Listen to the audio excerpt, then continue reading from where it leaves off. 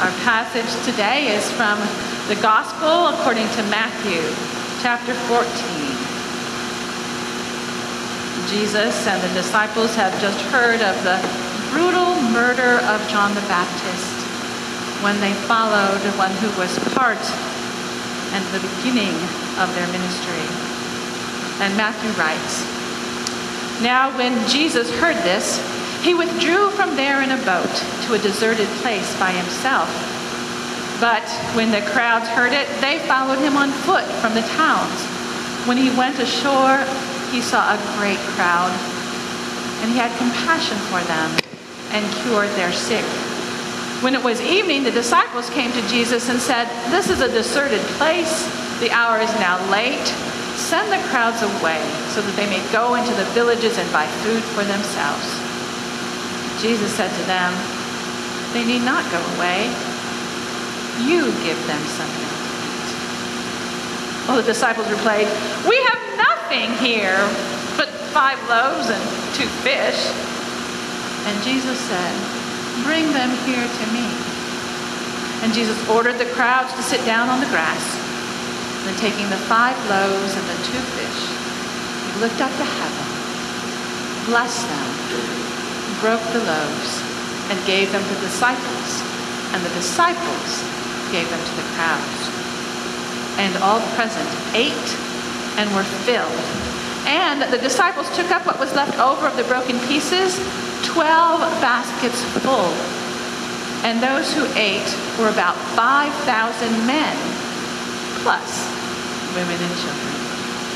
This is the word of an abundant God to a people who live in scarcity. Whether you want to say thanks or not, please be seated. So, Jesus and the disciples had gotten some terrible, terrible news. The death, the beheading of John the Baptist. And Herod had an incredible feast and celebration of all that. And so with this devastating news, this news that took them in mourning and deep sadness, to say the least, they were grieving and hurting. If that can happen to him, what might happen to us? Perhaps they even thought. And all they wanted to do was withdraw, as we do when we're in mourning. We need to just go away and, okay, let's get some strength back. Let's pull away. And so that's what they did. But as so often happens, it didn't quite work the way they planned. As they went out onto the boat, they could see people following them on the shore. It's like they couldn't get away. And if they crossed the water, they just were walking all the way around to find him. And Jesus finally went ashore, and he had compassion on them. Over and above the grief and hurt that he felt their need as well. And so he set that aside, or with that hurt, he healed their sick. And it went on and it went on. And the disciples were like, "It's getting late here. I'm getting hungry. They're probably getting hungry. Can we cut this off?" And Jesus was obviously not stopping. And so they went up to Jesus and said, "All compassion and caring for the crowds alone. Jesus, we're way out here in the desert. There's nothing here. We need to send them away to the villages so they can go get something to eat. Not that we're hungry, but they are. They need to go." And Jesus looked at them and said, "You don't need to go anywhere. You feed them." And they said, "Well, he ain't got nothing." And Jesus probably said, "Really? Well, we got 5 loaves of bread and a couple fish." And Jesus said, "Bring to me what you have."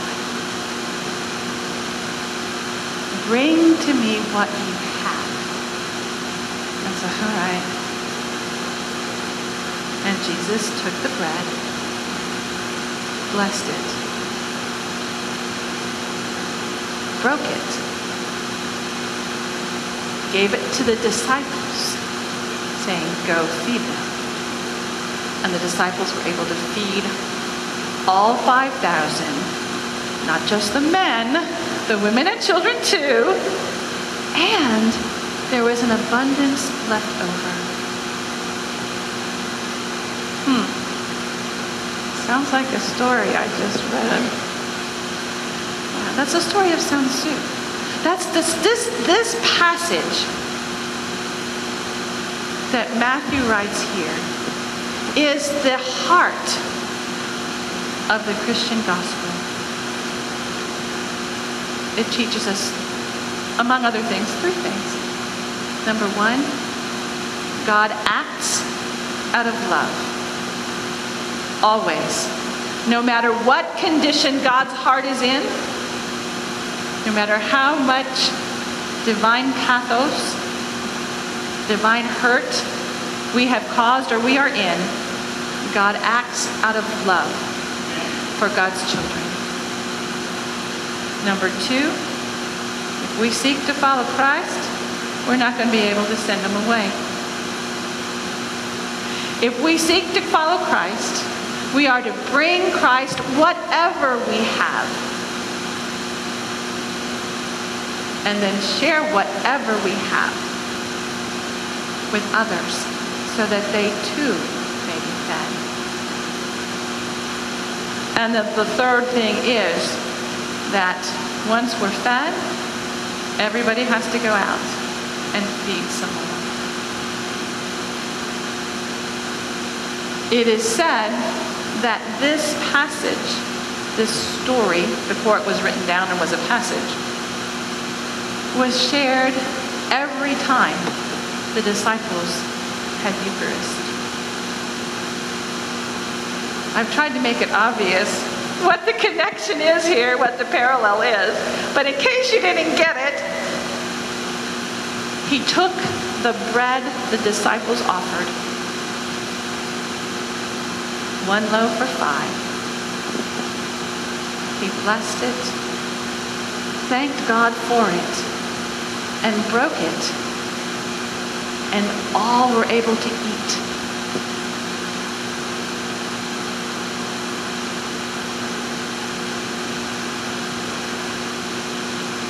There's a story about a restaurant owner.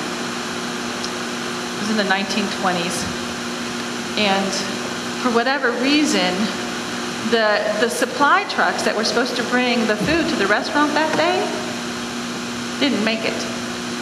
And they were full, and the servers were panicking. We have nothing in the kitchen to feed these people. So the owner went into the kitchen. There was some bread. He toasted that real quickly and cut it up into pieces.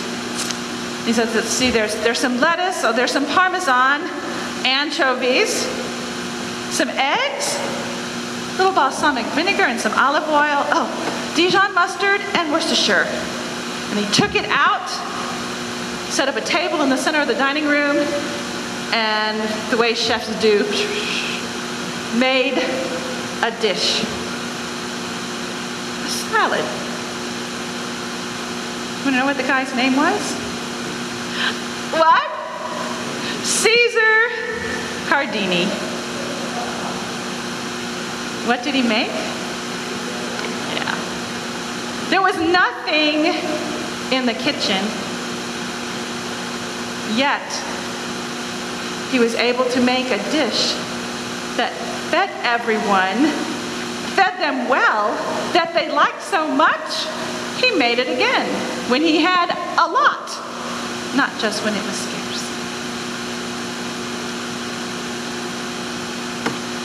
The promise of this story, whether you hear it from about Caesar, whether you hear it about stone soup, whether you hear it from the gospel, is that when we are willing to take whatever we have to God, together in unity and faithfulness, God will be with us. Our ministry is to feed the world. And we talked about this in Saturday Morning Bread yesterday. Well, is this literal or is it a metaphor? Yes. Yes. If we only have one loaf of bread, we can feed a lot of people.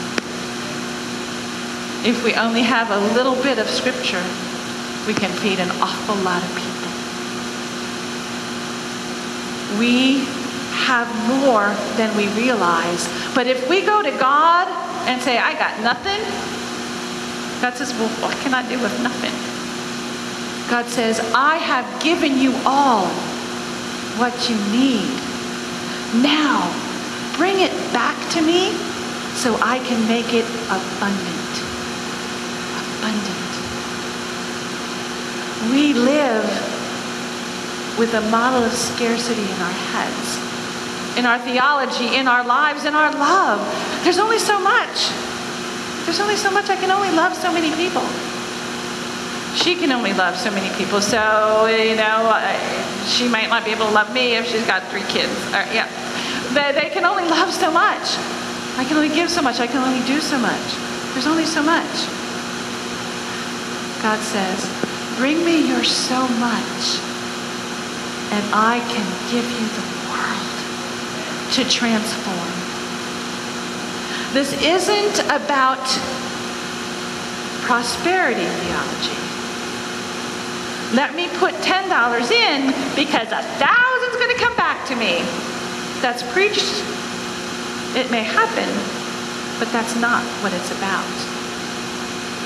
It's about, let me give you what I have so that I can take so much more out there and spread it around so that all can be fed, so that all can feel your love and faithfulness, and they can stand in that, and the world will be transformed. Our Sunday school lesson this morning from Living the Questions 2 was about evil, suffering, and a God of love. And it was a great story, but one of the quotations that came out to me was, there is suffering in the world, but God calls us to transform it. And when we bring what we have to God, God then can equip us in our response to alleviate the suffering. And when we become faithful, receptive, and sensitive to that call of God, suffering will decrease and the world will be transformed. It's in our hands. The disciples had what they needed to feed them all along. The villagers had what they needed to make soup all along. The servers had what they needed to feed the diners all along. They just needed someone to show them that when they pooled everything, all would be taken care of. As we go in prayer today, I want you to think of 2 things. First, what do I have individually, me, Baby Joe, you, Maurice, Sharon, Garrett, Jerry? What do I have? What little bit of almost nothing, little bit more than nothing do I have that if I can combine it with Garrett and Jerry and Maurice and Debbie Joe and Randy, if I combine it, what could we do? But also, I want you to think corporately. Think about Epworth. What little more than nothing, and I think we got lots more than little more than nothing, but what little more than nothing does Epworth United Methodist Church have? That if we combined it with all those out there, what could we do to change the world? Because Christ is waiting, God is waiting for us to say, oh yeah, we do have something. Bless us, break us, and send us out to share it. Let us begin.